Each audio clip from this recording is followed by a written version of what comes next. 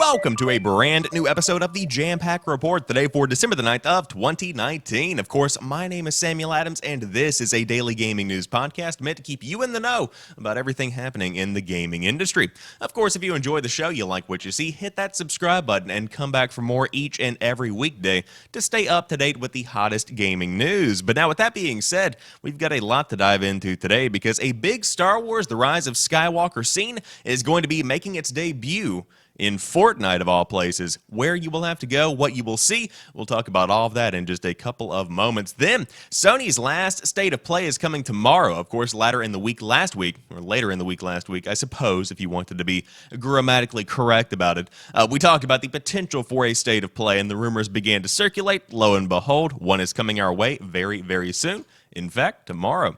Then a new Crash Bandicoot game is rumored to be revealed at said event. Then the Elder Scrolls Legends development has been put on hold. The Epic Games Store is giving devs more control over how they make in-game purchases for their players. And finally, a full-size Commodore 64 revival is coming soon. And that is our lineup for the day's show. But without further ado, let's go ahead and dive into today's top gaming news. First off, a new scene from Star Wars The Rise of Skywalker is premiering next week at Fortnite's Drive-In Theater. Do you like Star Wars? Do you like Fortnite? Do you like famous directors appearing in video games? Well, next week is going to be great for you as a new exclusive scene from Star Wars The Rise of Skywalker will be shown at Risky Reels, a theater located in the digital world of Fortnite. I will say, they say next week. It's actually this week because I'm reading this later. The news was announced via an image on the official Fortnite Twitter account, which shows a poster that is appearing in the game currently. The poster explains that on December the 14th, 6 days before the film is in theaters, a new and exclusive scene from the movie will be shown live in Fortnite. The clip will be shown at 2 p.m. Eastern Standard Time. The poster also seems to tease the appearance of some sort of JJ Abrams, the director of the newest Star Wars film. He also directed The Force Awakens, which kicked off this new trilogy of space shenanigans. Recently, Epic Games added a Stormtrooper skin to the game, so expect a lot of troopers hanging around Risky Reels next week waiting to see a clip from the new Star Wars film. And of course, The Rise of Skywalker is released fully in real-life theaters on December the 20th and is the end of the sequel trilogy and the Skywalker saga, which started with Episode 4, weirdly back in the 1970s. Now, of course, this is a cool concept in and of itself, and needless to say, the clip will, to some degree, probably be shared online, so you don't have to dive into Fortnite to actually see the clip itself. But it's very cool to see because it shows how big the gaming industry has gotten, and I'm also curious as to how much Epic paid for this collaboration, or alternatively, how much did the team behind the marketing budget of Rise of Skywalker pay Epic Games to have their movie in the game? It's kind of a give and take scenario. I'm not really sure how much money exchanged each individual hand pair, but it is something to think about, and it's something to really mull over because probably a pretty big chunk of change. But this kind of event is something that I want to reiterate. Fortnite and the team at Epic Games, they do this incredibly well, where you have a giant event that marks a specific moment in the game that can't really be replicated. It's one of those you had to be there kind of moments, and that's often hard to actually achieve in a video game.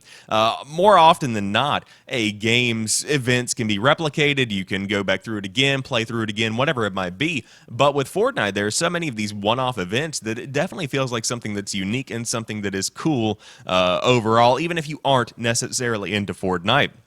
But of course, if you did want to check out the new Rise of Skywalker clip, by all means, you can check it out at Risky Reels on 2 p.m. Eastern Standard Time, or at 2 p.m. Eastern Standard Time on December the 14th. And there, JJ Abrams will be there in some kind of way, shape, or form to show you a new clip from The Rise of Skywalker, again in theaters on December the 20th. Hashtag no sponsor. But moving on, Sony's last State of Play for 2019 will air tomorrow. No next-gen information will be shared, but what could there be? Sony's next episode of State of Play, its semi-regular PlayStation News series, will air on Tuesday, December the 10th. This last update of 2019 will be streamed live on Twitch, YouTube, Twitter, and Facebook. Viewers can expect 20 minutes of new game reveals, release date announcements, new gameplay footage, PlayStation Worldwide Studios updates, and more, according to a post on the PlayStation blog. Aside from that, Sony did not hint at any potential announcements for the episode of State of Play. Instead, just a warning, there won't be any news on its next-gen console, the PlayStation 5. Elsewhere in the world, Xbox boss Phil Spencer is humble bragging about how far along Microsoft's Project Scarlet is. This week, Spencer tweeted that he's already using Scarlet as his primary console to connect to the community and use his Elite Series 2 controller. We talked about that on an episode last week. Sony's last State of Play was in September, and there was a lot of news, including a release date for The Last of Us Part 2, which was then pushed back, but we expect to hear a bit about Sucker Punch Productions' Ghost of Tsushima. However, we got nothing in September. Maybe December is the right time, and perhaps it's this State of Play where we will get more info. Now, this kind of segues into the next piece of news, which is that a new Crash Bandicoot game reveal is planned for this week. Rumors of a new entry in the Crash Bandicoot franchise have been circling for a while now, thanks to the success of the Insane Trilogy and Nitro-fueled remasters. But overnight, things reached a whole new level as almost concrete evidence surfaced that an announcement is coming. Even social media influencers have been sent Crash Bandicoot memorabilia out of the blue, a situation very similar in vein to that of the lead-up to the Game Awards unveiling of Crash Team Racing Nitro-fueled. As you can see in the tweet below, each of them have received a Christmas-themed figure in the post, nothing too suspicious on the face of it, but when you take into account the Crash Bandicoot Christmas cookies were also sent out to fans around the exact same time last year, it becomes a lot more interesting. This possible tease, combined with the speculation that a brand new title is on the way, leads us to believe that next week is Crash's moment in the spotlight. And of course, here is your conglomeration of various Crash Bandicoot individuals getting memorabilia and whatnot. I must admit, very, very cool to see. But I'm excited for this, and of course, overall, the State of Play is always a pretty big moment for a lot of people, including myself, just because of how exciting it is to finally get new information about stuff you've been waiting to hear for a very long time about. And so, personally, I'm excited for the Crash Bandicoot. Personally, I'm excited for Ghost of Tsushima. But overwhelmingly, I'm excited to hear more about the various games Sony has planned over the course of the first half of 2020. Do we have any kind of new games coming out before the next generation airs? Because I think right now, there's a big risk of 2020 kind of, at least the first half, being rather empty. Of course, there are plenty of multi-platform games coming out in the first half, but when it comes to exclusive PlayStation content, it seems like a lot of those big games are being saved for the next generation. And I think tomorrow we are going to be seeing exactly just how many games are being saved entirely for the next generation. Because it seems like this is either going to go one of two ways. The first way is that, yes, a lot of stuff is going to be PlayStation 5 exclusive, and PlayStation 4 is going to be largely left in the dust, allowing developers to fully embrace the new tech. Alternatively, another option would be to have multi-platform, cross-platform games, I suppose would be the better way to put that, where you can play on PS4, but a better version of the game is available on the PlayStation 5. We saw that towards the beginning of the PlayStation 4 generation, and it did potentially impact the sales of some of the games, but whenever you have an install base as large as Sony's with the PlayStation 4, to abandon it outright and embrace the next generation fully right out of the gate might not be the best alternative move. And so there's a lot to think about here, a lot to break down, but we will know everything whenever the show itself does go live. If I remember correctly, at 2 p.m. Eastern Standard, no, I think it's, let's see, State of Play December 2019. I believe it's 9 a.m. Yeah, it's 9 a.m. Eastern Time on December the 10th. So if you did want to tune in to Twitch, YouTube, Facebook, or alternatively, you could also find it live on Twitter, I believe, if I remember correctly. That's what the article said. Something along those lines. You can definitely tune in and get it where you want it. Again, Twitch, YouTube, Twitter, and Facebook. But exciting to see. Another State of Play is, in fact, coming down the pipe. And a new Crash Bandicoot looks to be on the way. Of course, the Game Awards is also coming later this week, so that's going to be a whole beast in and of itself. But the Elder Scrolls Legends development has been put on hold. Bethesda have indefinitely halted development on the Elder Scrolls Legends, the free-to-play card game set in their RPG world of swords and shouts. The game is still up, you can still play it, and Bethesda will still run events in it, but no new content, substantial updates are being worked on or planned. We decided to put any new content development or releases on hold for the foreseeable future, a Bethesda CM said in a Reddit post. This includes the one more set they had planned for release this year, but the game is still online, still playable. While ending development on a live game often indicates a company already forming plans to shut it down, Bethesda said nothing about that today. For now, it's business as usual-ish. We will also continue to support the game with monthly reward cards and regular in-game events. New expansions and other future content, however, are no longer under active development. We will continue to provide ongoing maintenance support. You can still play it on Steam, through the Bethesda launcher, or on Apple and Android tablets. We are immensely grateful to work on The Elder Scrolls Legends, to have you as a community, and we sincerely appreciate the love and support you've given us, ended the message from the team. The Elder Scrolls Legends was originally made in Direwolf Digital, then Sparky Pants Studios took over ongoing development in 2018. Our former boy Brindy quite liked the card game, saying in his The Elder Scrolls Legends review that it had attention to detail that is admirable and should be noted by others in the room once you get past the generic Elder Scrolls dressing. So I think this is beginning to show cracks in the levee, so to speak, about the entire card game genre. Not that all of the card games are going to fall, but there was a giant boom in late 2018, early 2019 for card games, and of course, pretty much everybody was getting in on it. Now it seems that things are beginning to kind of slow down. Of course, card games are still massive, but with the Elder Scrolls Legends, I don't think it really gained the audience that it needed to continue development into 2020, maybe even beyond, as you see with Hearthstone, for instance, which is still a pretty big worldwide phenomenon. And on top of that, you have so many other smaller card games that are taking up people's times. I'm a big fan of Slay the Spire myself, but you see other games that are taking that same kind of concept and spinning it off. So the Elder Scrolls Legends, again, on hold as far as development goes. Probably not going to be seeing any new content for this game, but it doesn't mean that it's going away.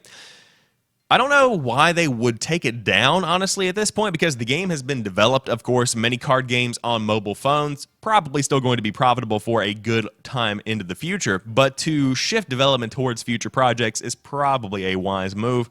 And again, who knows what could come from Bethesda over the course of the next few years, aside from the brand new Elder Scrolls game and whatever else they have up their sleeve. But no more card game, at least not in the form of Legends. However, speaking of the Epic Games Store, as we talked about Fortnite earlier, they are now giving devs more control over in-game purchases. The Epic Games Store has pulled a lot of exclusives with its promise of advances to developers and publishers and its more generous revenue split compared to Steam. And now it's taking another step to make things better for the companies releasing games on it. A change in the Epic Games Store policy means devs are now free to use whatever payment and purchase systems they want within their games. As reported by Gamasutra, until this change, games on the store had to use an Epic-approved payment system for in-game purchases. We support developers' right to choose among the best stores, in-app payment processors, online services, and engines, Epic Games CEO Tim Sweeney told them. This will mean the devs will potentially be able to retain a larger share of the revenue generated from in-game sales, whether those be microtransactions or the purchase of more substantial downloadable content. From a consumer point of view, and indeed for a lot of developers, this change probably will not mean much, but there is now potential for developers to make more money from their in-game sales. The latest major Epic Games Store exclusive is Phoenix Point, a spiritual successor to XCOM, if you did want to check it out. However, this is a pretty big deal overall because of how big in-game purchases have become in terms of the revenue source for a lot of developers. And on top of that, for Epic Games, I believe microtransactions are the biggest part of Fortnite, obviously, and the biggest part of a lot of the games that they host on their Epic Games storefront. And so now you see even more freedom for developers on the Epic Games Store, which is going to be enticing for a lot of developers that might have microtransaction-heavy games, at least in fairness to the player. But exciting to see that developers are now able to choose what is best for them. And of course, a lot of people say, oh yeah, developers, that's all they need is just more money, more ways to make money, more ways to wring the rag, more ways to milk the gamer. I understand that perspective, but at the same time, you have to put yourself into the shoes of the developers and say, hey, if I am able to do the exact same thing, but make more money doing it way A instead of way B, why would I not choose way A? Just because of the restriction from the platform that I'm on? That makes no sense to me. I would rather developers get more bang for their buck, get more development costs, be able to compensate their workers more, and therefore be able to have a happier workplace and make better product overall. But that's just my 2 cents on that. So if you are curious as to what was happening in the Epic Games Store, that is what's going on, and developers now have more control over their in-game purchases for their games. However, one thing that will not have any microtransactions, full-sized Commodore 64. Its revival is coming soon. Homebrew enthusiasts will be happy to know that a proper Commodore 64 is on its way. Unlike last year's Commodore 64 Mini, this updated version dubbed the C64, includes a full-sized keyboard and an updated joystick controller, something we weren't too fond of in its mini counterpart. As reported by Polygon, Retro Games Limited, the creators of the C64, said the updated unit will begin shipping to Europe sometime this month. No word has been given on a US release as of this time. The C64's biggest new feature is the full-sized working keyboard, which will appeal to retro home computer fans. Appeal, not appear. You don't have to have a specific fandom to have the keyboard appear in front of you, but allowing them to add their own programs via multi-disc compatibility. The classic mode will feature both C64 and VIC-20 modes and supports 720p HD output at 50 or 60 Hz for any HDMI-capable monitor or TV. Also, an updated joystick controller now features micro switches and can be connected via USB to enhance your gameplay. Speaking of games, the game's carousel mode includes 64 pre-installed games, including California Games, Boulder Dash, and Paradroid, as well as the recently released Galencia and Planet of Death.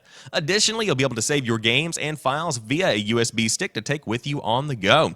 And so, if you wanted to dive into the C64, this is a image of the Mini, obviously, but of course, you can take this image right here and just blow it up and imagine it, and that's what you're going to be getting. So very cool to see overall. Of course, I love this giant wave of retro-driven releases. I'm a big fan of the mini consoles, but on top of that, to be able to see full revivals in the form of full-sized consoles, that's definitely going to appeal to somebody, and to be able to play some of the biggest games from that era without having to go through collectors and without having to scour eBay is something that I think adds a lot of freedom, and it definitely opens up the history of video games to a lot more people. But if you did want to get this, again, shipping to Europe right now, no news about a US release, but depending on the success of the European release, I would say you could be seeing a big launch overseas as well. But with that being said, that rounds out today's episode of the Jampack Report. If you enjoyed this one, drop me a like down below. And of course, you can always come back tomorrow for a brand new show to keep you in the know. But subscribe on podcast services. And until tomorrow, you guys have a phenomenal rest of your Monday. I'll talk to you soon, and peace.